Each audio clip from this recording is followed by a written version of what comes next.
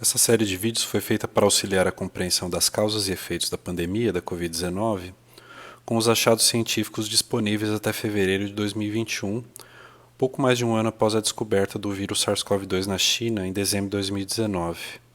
São 7 vídeos, cada um deles abordando um aspecto da epidemiologia da Covid-19.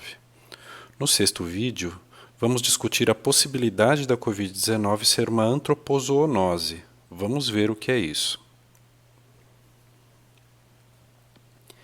Desde o primeiro vídeo da série, eu tenho mencionado o termo zoonose. Aqui vale um comentário.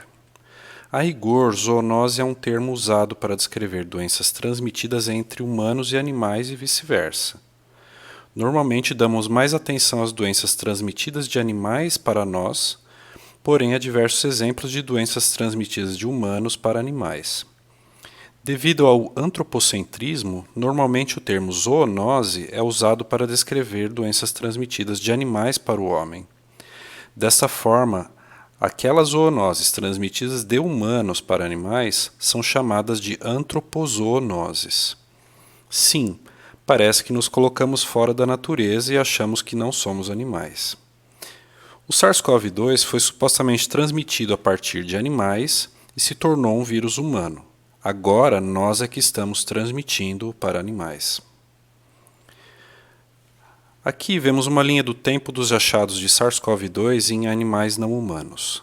Aqueles pintados em preto foram notificados à Organização Mundial de Saúde Animal, OIE, e os cinzas não foram. O primeiro relato ocorreu em 28 de fevereiro de 2020 em um cão, cujo tutor havia se infectado. Desde então, outros achados de vírus em pets foram feitos no mundo. Em todos eles, sempre houve o envolvimento do tutor infectado. O primeiro relato em animais selvagens, um tigre, ocorreu no zoológico do Bronx, em Nova York, nos Estados Unidos, no dia 4 de abril de 2020. Vários relatos do vírus em diversas espécies também foram feitos pelo mundo, sempre com o envolvimento de um cuidador infectado. Este é o informe da primeira notificação do SARS-CoV-2 em pets, feito ao IE. Era um cão de Hong Kong. Apesar do informe ter sido feito no dia 7 de março de 2020, o animal havia sido colocado em quarentena desde o dia 26 de fevereiro, após seu tutor ter sido hospitalizado por Covid-19. As amostras nasais e orais resultaram positivas para o SARS-CoV-2 no RT-PCR, porém o cão não apresentou sinais clínicos. O animal foi testado no dia 28 de fevereiro e 5 de março, resultando positivo nestes testes. À época, o impacto zoonótico de um cão infectado por SARS-CoV-2 era desconhecido, assim como a fonte de infecção. Essa matéria, publicada no final de março de 2020, fala sobre o primeiro achado de SARS-CoV-2 em um gato na Bélgica. O tutor desse animal havia voltado de uma viagem para a Lombardia, na Itália, no dia 2 de março, onde se infectou pelo SARS-CoV-2. A quarentena foi realizada em casa até o final do mês. O animal não apresentou sinais clínicos no início da quarentena de seu tutor, mas uma semana depois começou a apresentar prostração, anorexia, vômitos e diarreia. Alguns dias depois, o quadro piorou e o animal começou a apresentar espirros e tosse produtiva. Várias amostras positivas ao SARS-CoV-2 foram obtidas entre os dias 11 e 24 de março. Logo depois desse episódio, começaram a surgir dúvidas quanto à possibilidade dos gatos infectados por SARS-CoV-2 serem fontes de infecção para humanos, o que gerou um abandono de muitos animais. Este artigo, publicado em maio de 2020, reforçou a desconfiança do gato como fonte de infecção de SARS-CoV-2. Mesmo tendo sido publicado numa importante revista científica, esse experimento realizado na China apresentava uma série de falhas metodológicas graves. Por exemplo, os autores afirmaram que as coletas de suave nasais não foram feitas, porque os gatos eram, entre aspas, agressivos. Além disso, a amostra era pequena, os animais não apresentaram sintomas e não foram apresentados os detalhes de como os animais foram mantidos. Os resultados não permitiram inferir o risco de transmissão da interação tutor-animal na vida real e não evidenciou o papel do gato como fonte de infecção, apesar dos achados de RNA viral nas amostras colhidas. Lembrando que um teste RT-PCR positivo reflete somente a detecção de RNA viral e não necessariamente do vírus viável ou da infecção. Este artigo serviu somente para reforçar a estigma de fonte de infecção e fomentou o abandono. Este é o informe da primeira notificação do SARS-CoV-2 em animais selvagens feitos à OIE no início de abril de 2020. Era um tigre do zoológico do Bronx, em Nova York, nos Estados Unidos. Dentre os 5 tigres e 3 leões mantidos em 2 recintos do zoo, um tigre apresentou tosse seca, respiração ofegante e anorexia no dia 27 de março de 2020. No dia 3 de abril, 3 tigres e 3 leões também começaram a apresentar os mesmos sintomas. Os outros animais do zoo não apresentaram sinais respiratórios. Amostras foram colhidas do primeiro tigre afetado, resultando positivas para o SARS-CoV-2.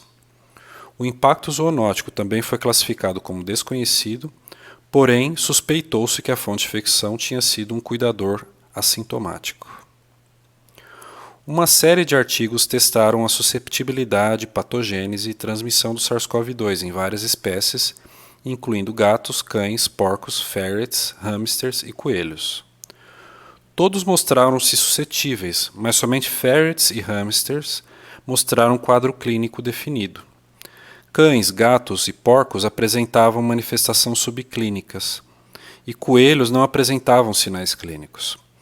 Gatos, ferrets, hamsters e coelhos apresentam descarga nasal do vírus, podendo infectar outros indivíduos das suas espécies. Todos produziram anticorpos detectáveis contra o SARS-CoV-2 e não foi observada a reinfecção em gatos. Vale a pena discutir um artigo publicado em agosto de 2020 que avaliou a resposta imunológica de SARS-CoV-2 em 12 cães e 9 gatos comunitários, vivendo em um alojamento com 20 estudantes de veterinária na França. 2 estudantes testaram positivos para o SARS-CoV-2 e outros apresentaram sintomas de Covid-19.